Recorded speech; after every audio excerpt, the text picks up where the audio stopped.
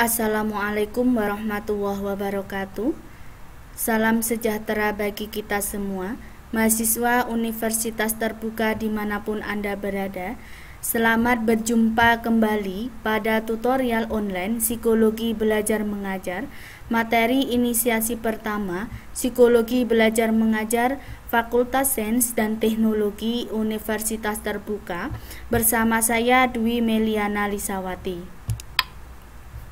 Materi Psikologi Belajar Mengajar, materi inisiasi ke-1, pengertian psikologi belajar mengajar.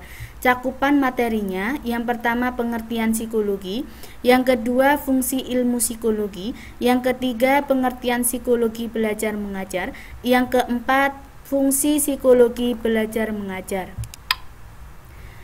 Indikatornya, setelah mempelajari inisiasi ke-1 ini, Anda diharapkan secara komprehensif menjelaskan tentang 1. Menjelaskan pengertian psikologi, 2. Menjelaskan fungsi ilmu psikologi, 3. Menjelaskan pengertian psikologi belajar mengajar, 4.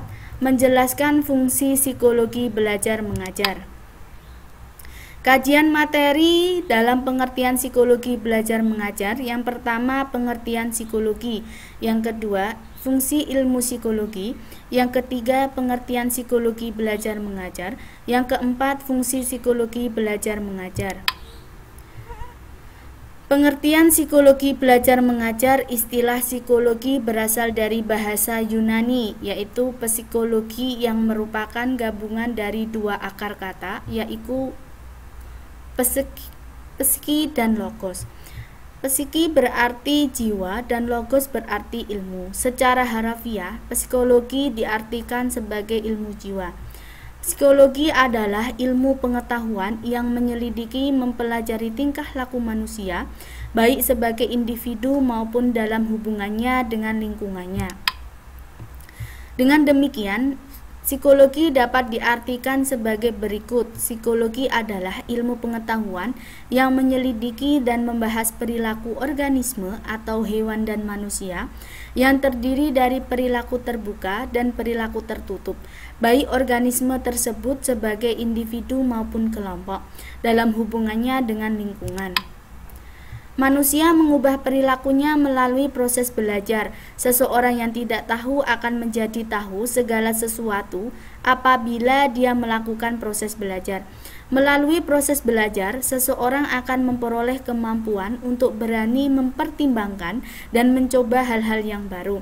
Belajar juga dapat mengubah keterampilan seseorang. Keterampilan adalah juga unsur pelaku, karena keterampilan yang dimiliki seseorang akan mempengaruhi tindak tanduknya sehari-hari.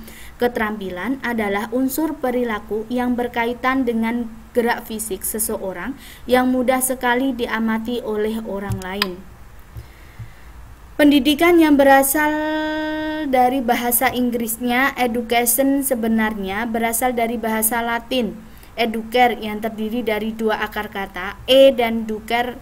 E artinya ex atau membuat keluar, dan ducer artinya potensi seseorang. Sehingga education dapat diartikan sebagai upaya membuat potensi seseorang muncul. Menurut Sukandar tahun 1980, pendidikan adalah usaha mengadakan perubahan perilaku manusia secara teratur sejak dari lahir sampai mati. Ini yang disebut dengan konsep lifelong education. Sejak dari lahir, manusia sudah mendapatkan pendidikan, misalnya cara minum susu ibu, cara tidur, memberi minum, memberi makanan tambahan, dan lain-lain. Dengan demikian, pendidikan tidak lain dan tidak bukan merupakan upaya meningkatkan atau to elicit, to give rise to, dan mengembangkan atau to evolve dan develop kemampuan seseorang. Dengan demikian, pengertian psikologi belajar mengajar adalah cabang psikologi yang menyelidiki dan membahas proses perubahan perilaku manusia dalam pendidikan atau proses belajar dengan adanya pengajar. Ruang lingkup psikologi belajar mengajar adalah semua konsep dan prinsip yang harus diaplikasikan dalam kegiatan pendidikan atau kegiatan pembelajaran dengan adanya pengajar atau kegiatan belajar mengajar. Lingren dalam Sukamto tahun 1997 mengatakan bahwa seorang pendidik perlu memahami konsep dan prinsip psikologi belajar mengajar agar dapat membantu proses belajar sarana didiknya dengan baik.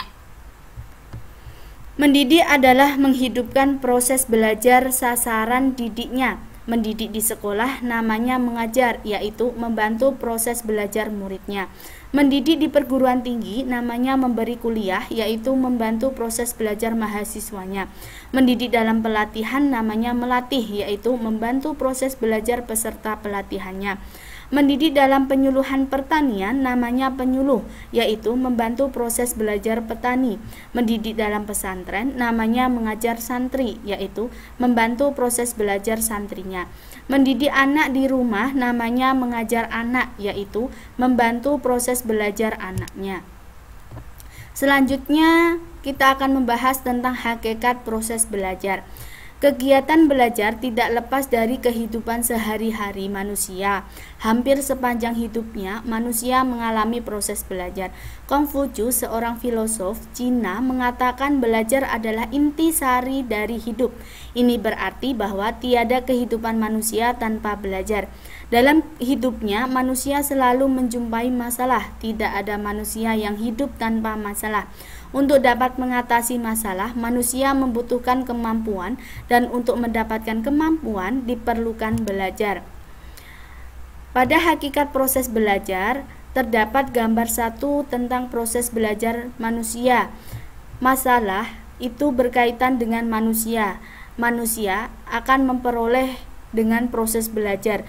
Dengan diperolehnya proses belajar, akan diperoleh kemampuan bertambah. Menurut Walker E.R., belajar adalah suatu perubahan-perubahan perbuatan sebagai akibat dari mengalami. Menurut Sorenson H., belajar adalah mengubah perbuatan, yaitu keterampilan dari pengetahuan, di mana hasil belajar ini dapat benar atau salah. Menurut Legends J.P., manusia akan mendapatkan kemampuannya untuk menggantikan perilaku-perilaku yang buruk menjadi baik melalui proses belajar. Menurut Burtona dan William, belajar adalah sebuah proses perbaikan-perbaikan pengetahuan, keterampilan dengan cara mengalami sendiri.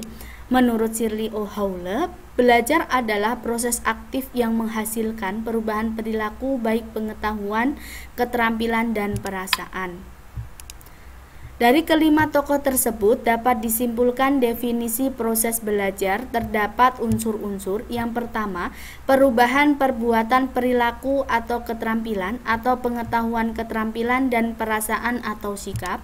2. Usaha aktif. 3. Disadari atau tidak. Dan 4. Hasilnya benar atau salah.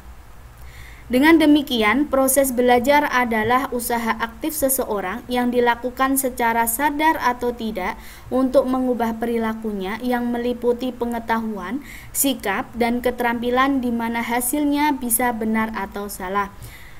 Belajar adalah usaha aktif seseorang, artinya tanpa adanya usaha aktif tidak akan terjadi proses belajar pada diri orang tersebut. Belajar adalah usaha aktif seseorang, artinya tanpa adanya usaha aktif tidak akan terjadi proses belajar pada diri orang tersebut. Belajar dilakukan secara sadar atau tidak sadar. Yang pertama, belajar secara sadar, di mana berangkat dari adanya kebutuhan yang dirasakan yang harus dipenuhi oleh pelajar. 2. Belajar tidak sadar merupakan belajar tanpa sengaja. Contohnya, seseorang menonton TV, tiba-tiba ada channel cara membersihkan noda kotoran pada baju. Perhatikan bahkan di bawah ini, proses belajar itu berhubungan dengan manusia dan perubahan tingkah laku, di mana proses belajar ada dua. Yang pertama, sendiri atau otodidak. Yang kedua, dengan adanya pengajar atau pendidikan, di mana pendidikan itu ada tiga. Yang pertama pendidikan formal, yang kedua pendidikan non formal, dan yang ketiga pendidikan informal. Selanjutnya kita akan membahas evaluasi. Evaluasi yang pertama adalah kata yang termasuk kata-kata kunci untuk menjelaskan pengertian psikologi adalah A. menyelidiki dan membahas. B. Membahas dan mengembangkan. C. Meneliti dan menyelidiki. D. Memilih dan mengembangkan. Jawabannya adalah A. 2. Psikologi belajar mengajar tidak akan membahas perilaku manusia dalam A. Pelatihan, B. Penyuluhan, C. Pengajaran, D. Peniruan. Isinya adalah D. Untuk evaluasi selanjutnya Anda bisa pahami sendiri sesuai dengan jawabannya.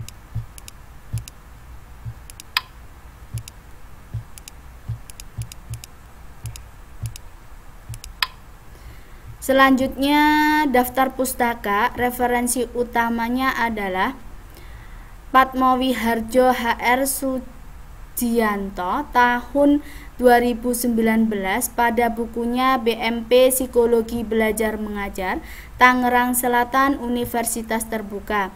Referensi tambahannya adalah Tantowi Z tahun 2010 pada bukunya Psikologi Pendidikan, Jakarta, Yayasan Kanisius. Media pembelajaran ini dibuat oleh Dwi Meliana Lisawati, lahir di Kudus 18 Mei 1992, sekarang bekerja sebagai pengajar di SMPN 1 Mbae, Kabupaten Kudus.